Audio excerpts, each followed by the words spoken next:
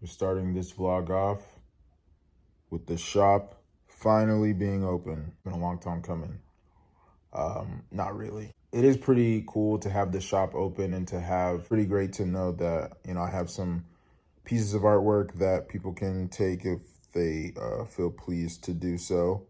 I have a very tiny following on Instagram, but we all know, every artist knows that followers don't contribute to sales. But I think because I like my art a lot, I don't know. I feel like people will like it too. I hope they do. I don't know. Yeah, it's cool that I finally have a shop open. I did put up one painting though, because I was like, this piece is, I want it to go to somebody. That's where we're at right now. I'm gonna take this guy. Where is he? Take this guy for a walk because he is pestering me. He's not pestering me. He's cool. But y'all, I might have to get a second job. Yo, this economy, bro. Like, the inflation is ridiculous. Like, I know it's not going to prevent me from trying to make more YouTube videos. I just have to, be more scheduled in my days so that like I can dedicate time for this channel, for my art. Not a crazy job, just like a part-time job to make some extra cash on the weekends. So, all right, back with another piece.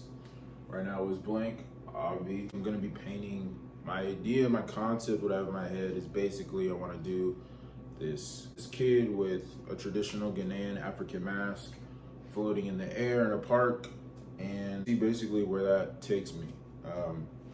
Pretty stoked to work on this piece. It actually kind of went through a lot of different manifestations because I originally wanted to do this one creator that I saw on Instagram.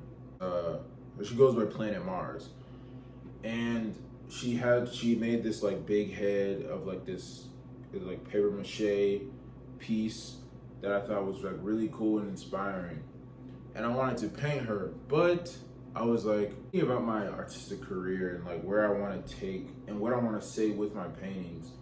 I know you don't necessarily have to say something specific with your paintings, but for me, I think just when it comes to my presence online, I don't have a large platform, but with the platform that I do have, I do think I want to start saying something more significant rather than just painting pieces that look interesting, but they don't necessarily say anything. Now, I'm not saying that I'm not going to make artwork that looks catching, or I'm not interested in that anymore. I'm not saying that at all, but I do think though, I don't know, I do think that like art is such a expressive tool that we as humans have developed, and I just feel like I want to contribute to that.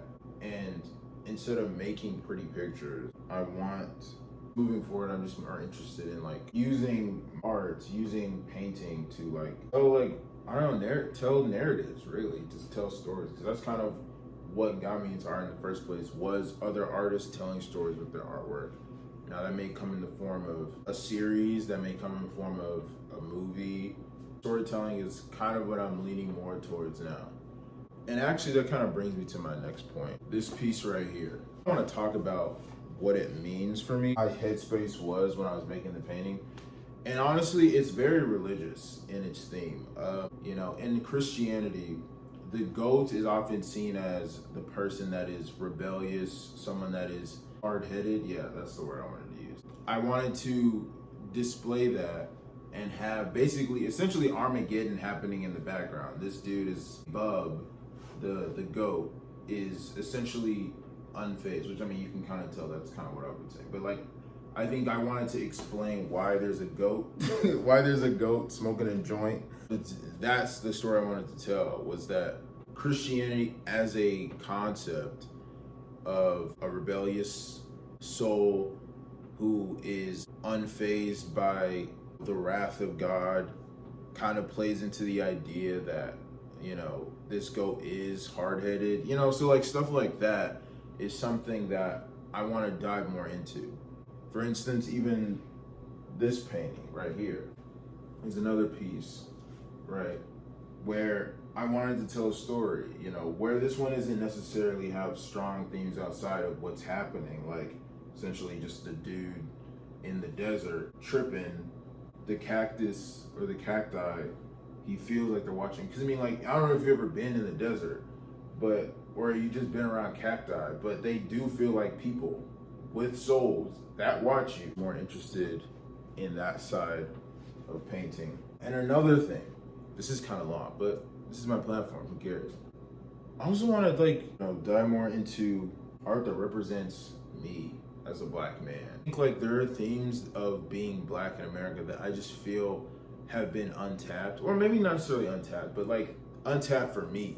Something that like I am aware of and I've experienced, but haven't actually like said anything about. And there's a lot of reasons why I don't say things about that, or I hadn't in the past, even though I felt them and said them in private circles, but not vocalize my feelings about them to the public. Now, though a lot of those things that were preventing me from saying those things are no longer there. And so I feel like now I can actually say the feelings that I wanted to say about the condition of being black, about my experience being black in America, and or just being black in general, feeling like I have a voice to say it, you know, especially now, given the state of America.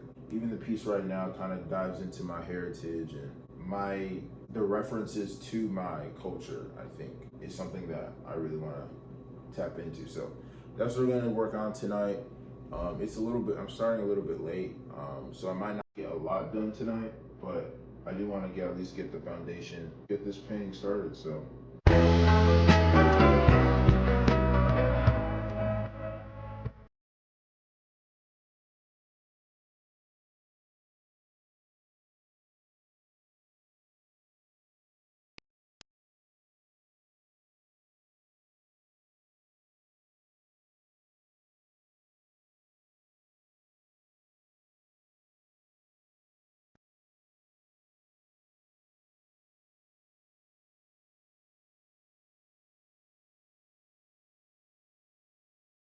Brad, with the painting, bro, I'm tired, bro. This is where we're at.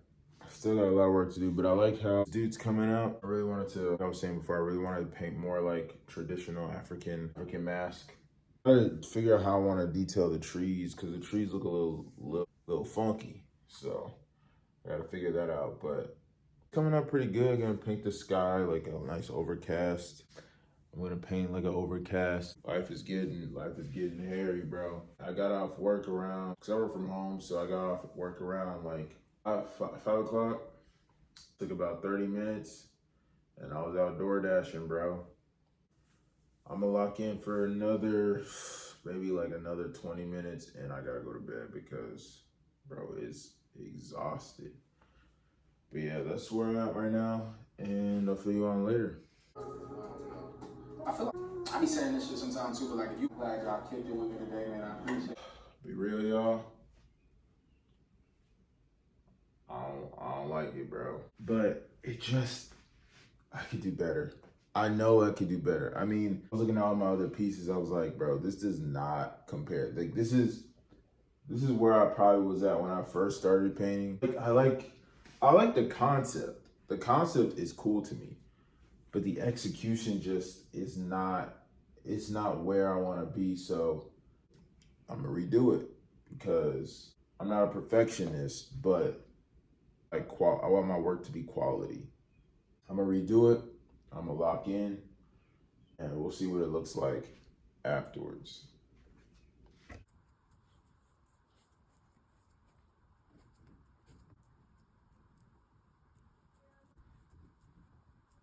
One of my rules of thumb is when I look at a piece and if I think it's okay, I'm redoing it. I just am. I'd rather work on a piece, know that it's good in that moment and share it rather than just putting it out just to put it out for putting it out's sake. You could say, no, just put it out, just put out content, just put out content. And that's fair, right? On certain platforms, for instance, TikTok, right? TikTok, it's good for that, where you can just put out ideas, you know, blah, blah, blah. You can do the same on YouTube, you can do the same on Instagram. But for me personally, I just want my Instagram, because my Instagram is essentially my portfolio or one of my portfolios. And I just personally would much rather prefer to put out pieces that I'm like, oh yeah, this was sick in that moment. Oh yeah, this was sick in that moment. Because I'm eventually going to, or I would say probably going to think that it's not good 2 years from now. But in the moment, I want to work hard on it. Because to me, that's seeing actual growth, right? Because if you just put out just mediocre work, you're not really like learning from that because you're more so concerned about just putting out content. Whereas if you were to like sit down and work on something that you value and you put it out because you valued it, right? That showed that in that moment that you were working on it, that you were working hard at it, you were actually trying to make something good rather than just dumping, stuff out. I feel like when you work hard on the thing, right, you're gonna carry that momentum or you're gonna carry that practice into the next piece and into the next piece, into the next piece. So that before you know it, right, every piece you worked hard on, but you just keep getting better each piece, you know? And I've noticed that. I've literally seen it before my eyes where I'm looking at pieces that I don't like, even though I made it in that moment, I thought it was good. It's because I worked hard on that piece and I worked hard on the next piece and I worked on the next piece. And so I'm like, oh, wow, this piece right here is better than this one when I even thought that other one was good, right? I'm just basically gonna let this gesso dry and, did I say drive?